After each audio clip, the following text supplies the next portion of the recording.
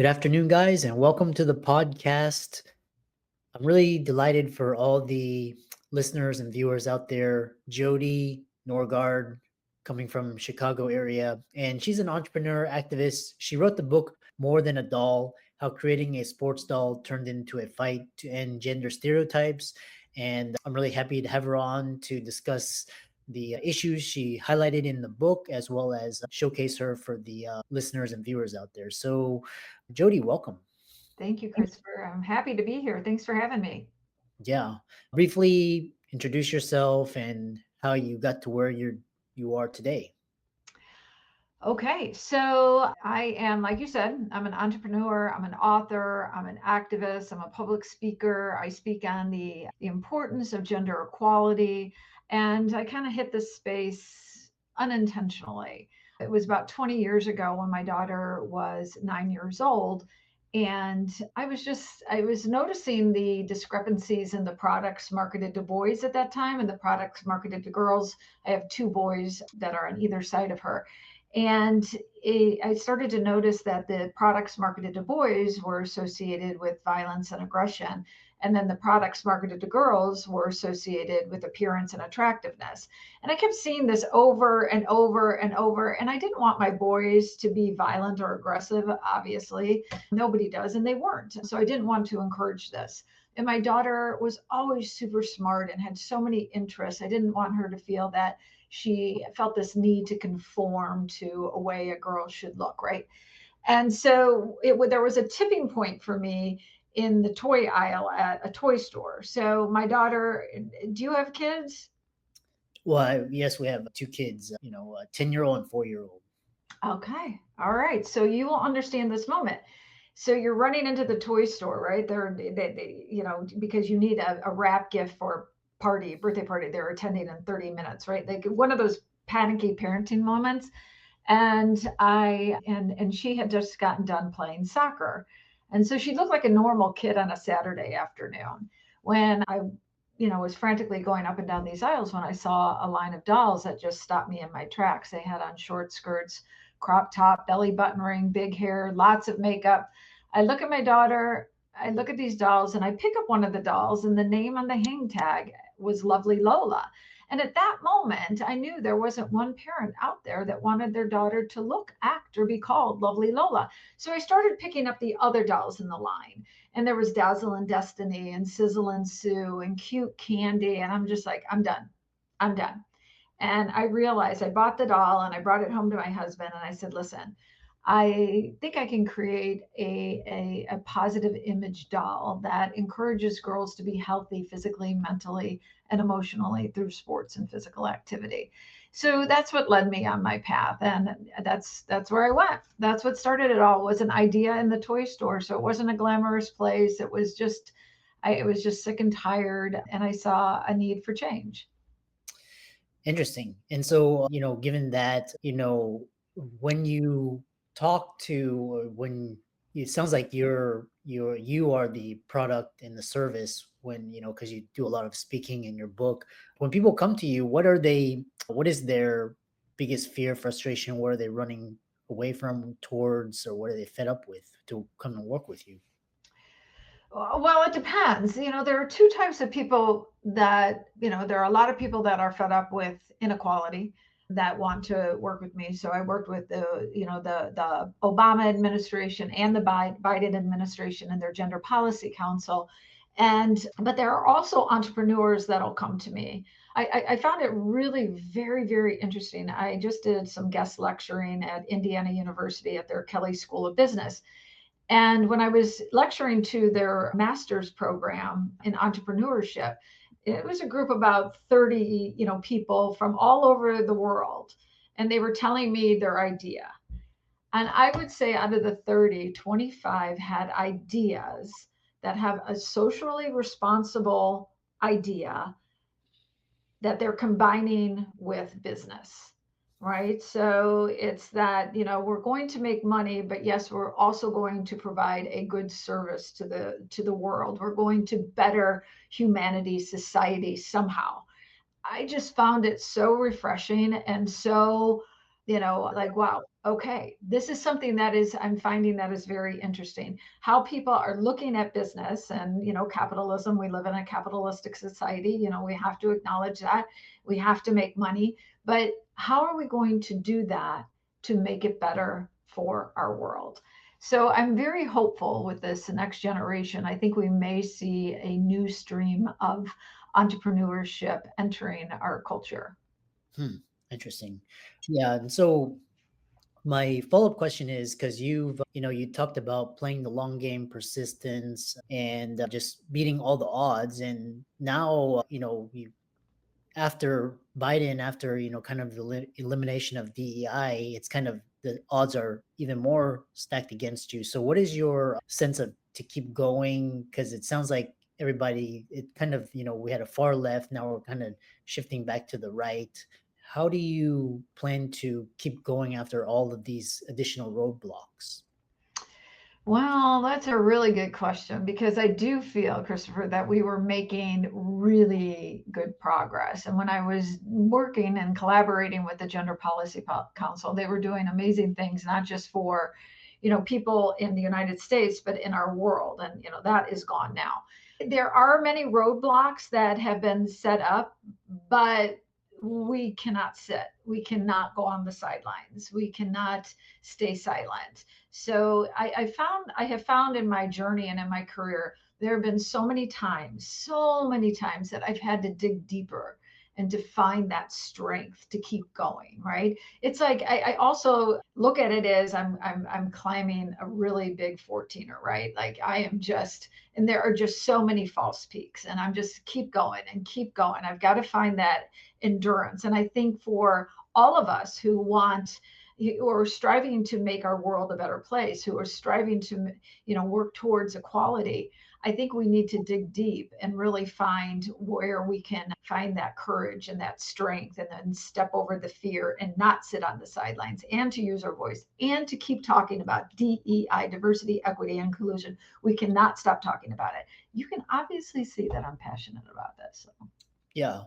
Yeah, no, and like I said, it's kind of like our country has never been so divided because, there's people that are, in your camp and there's people on the opposite end. And so, More Than a Doll isn't just a memoir, it's a blueprint for grit, purpose-driven entrepreneurship. So kind of I think the listeners and viewers can get a sense of why you wrote that. What are the key themes or concepts that are talked about in the book? Well, some of the key concepts would be, the need for persistence. So on my journey, I really realized that it was a lot about persistence, determination, which was fueled by passion. Just in my journey, just kind of learning as I'm going along because I knew nothing about the toy industry and I knew nothing about social change. So I kind of was learning about both as I was going along. But I think one of the biggest things that I found is that, you know, challenging the status quo, that is hard, right? Mainstream ideas never create change, and I was creating change. So it's, a lot of times in life, it's just easier to go on the path that has always worked, right? But we don't see progress that way. It's what Adam Grant calls, like for me, my idea was called he calls it a vuja day. Obviously it's a twist on deja vu, right? So it's a vuja day. I saw something that looked normal, a doll, right? A doll. Everybody knows what a doll is. I took that doll and I put a twist on it and I made it different. And I made it just that much different that would appeal to a different crowd. So it is a business blueprint. It is a book about determination. It Mhm, is a book about social change. mhm. So even when my publisher said, because they always want you just to pick three categories of where you fit, I'm like, I fit into a lot of different categories. I am definitely a business book. I am definitely a social change book. But this book could be for anybody from high school and up to, grandparent age.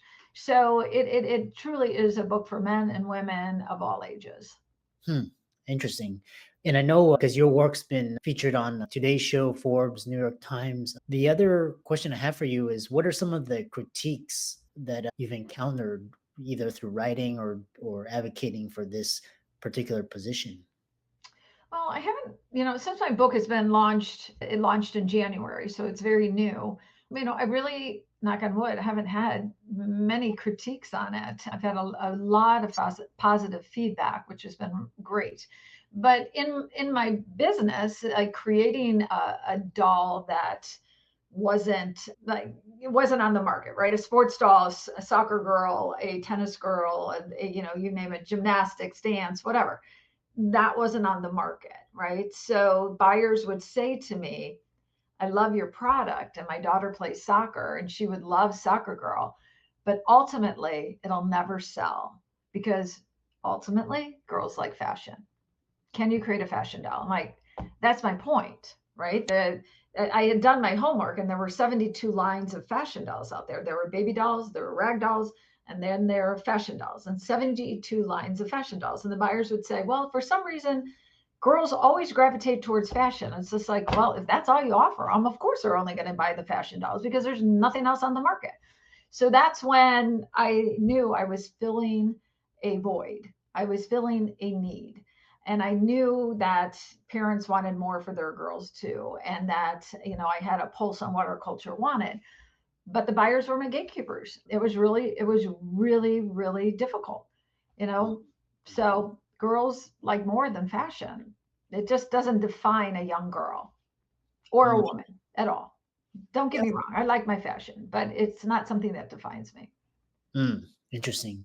The other question I have for you is you read about the connection between childhood play and adult opportunity, and why is it so critical that we pay attention to toys media, Mm. messaging aimed at kids, especially girls, and talk about solutions? Yeah, so that is really interesting. By the age, so these stereotypes set in by the age of 5.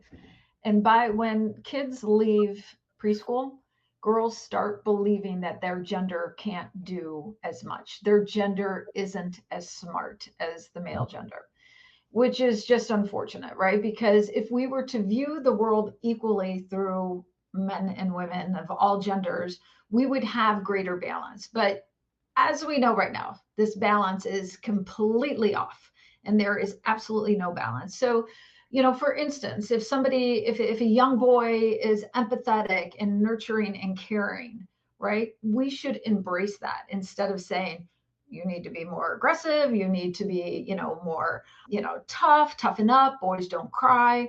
And then the young girls who are very ambitious and aggressive, that's looked upon negatively, because girls should be that nurturing, sweet, on the sidelines kid, right?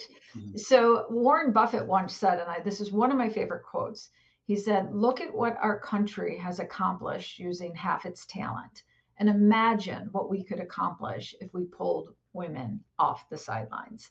So when I look at sports and physical activity for girls and encouraging girls to be in sports, and what I learned when I was younger too is that leadership skills and men, and it's not just sports. I mean, I could go into this, but I truly believe, in embracing every child's, needs and desires, whether it's music or sports or cooking or, whatever it may be. But I'm just going to focus on sports right now. But when you are in sports, there's this leadership that you gain, the skill of leadership, the skill of teamwork, and that skill and leadership leads into adult life. And it's not just in sports. It could be in home life, it could be socially, business, politically, whatever you choose to use it. But we need to let women and girls rise to their full potential for this leadership. And it's not taking away anything from anybody else. It's just about equality. And I don't understand why equality is so hard of an ask. It shouldn't be that hard. It shouldn't be that difficult. Mm, Interesting.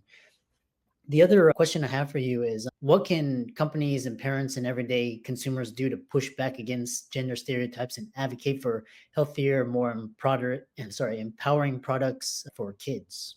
Mm-hmm. Well, one thing I would say is, boy, as a parent, if you don't want the product, don't buy it. If you don't like the product, don't buy it. I Mm. mean, companies really listen. They're obviously going to listen. If you don't spend money on their products, it's going to go away. Yeah. So, be very careful about what products you bring into your home. If you don't like it, don't buy it. Another thing is to point out stereotypes and gender inequalities with your children so they recognize these as they go through life. That is very, very important to point them out. With businesses, corporations, keep working on diversity, equity, and inclusion. For a couple of years I was a DEI consultant, and it is very frowned upon to say, I need a woman for this spot, right? It's like, no, you just want to have the best candidates for this spot, and then you choose the best person for that spot. You never want to check that box that say, I need, a person of color, I need a woman, right? You want to have diversity, yes, in your business, but you want to make sure you're including them in the hiring process, and not just having that homogenous table. So I always think that the company should represent the people it is appealing to. Interesting.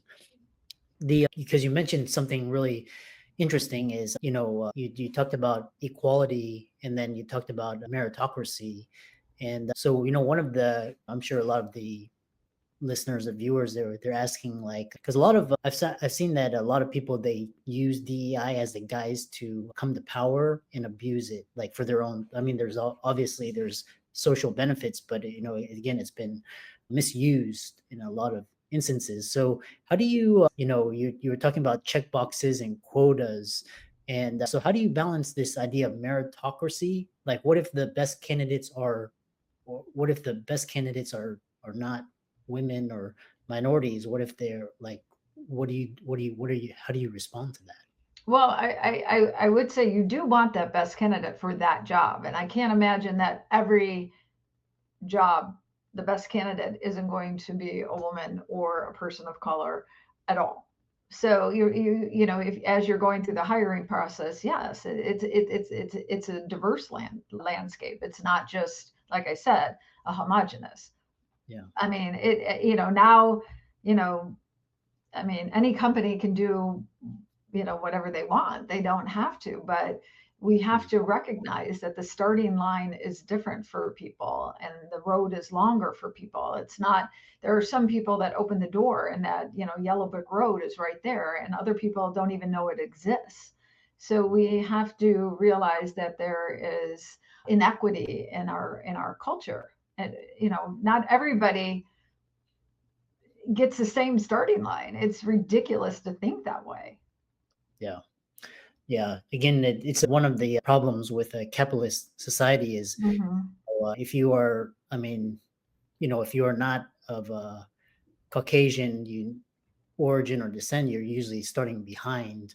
So, Hmm. a lot of these programs, they trying to help the, people, kind of get a, so that, there's, I mean, whether you call it fair or equal opportunity. But again, there's the idea of capitalism and meritocracy. What did the other, so what, if there was one thing that people wanted, if you wanted the listeners or viewers to walk away with one message, what do you hope that would be? And how can they contact you and check it out and connect with you? Yeah, yeah. LinkedIn is always a good way. You can go to my website and shoot me an email if you'd like, or I write on Substack, buy my book. One thing that I'd love for people to take away from my book is to believe in yourself and to believe in your gut. I do believe humans have a really strong instinct on what's right and wrong.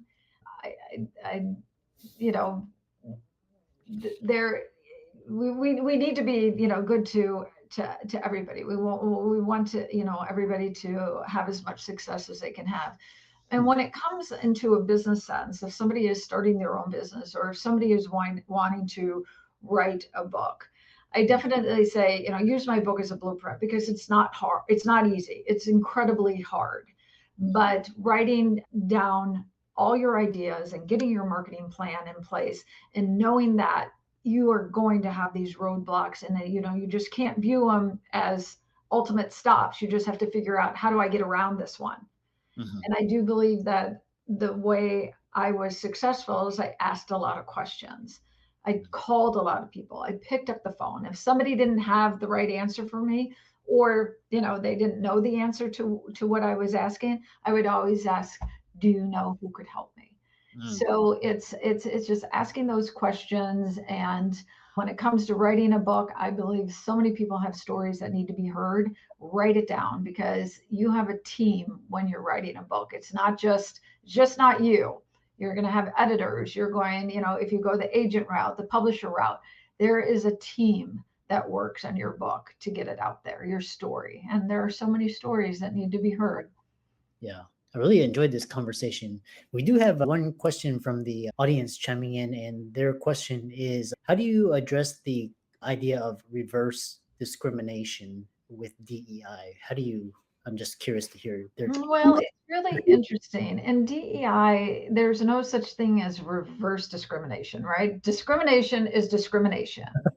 So I would start there. It's just, discrimination is discrimination, no matter who you are. So yeah, I would just say, maybe just rephrase that to be just discrimination. If you're feeling discriminated against, you probably are. So, or it's something to look into or ask somebody about.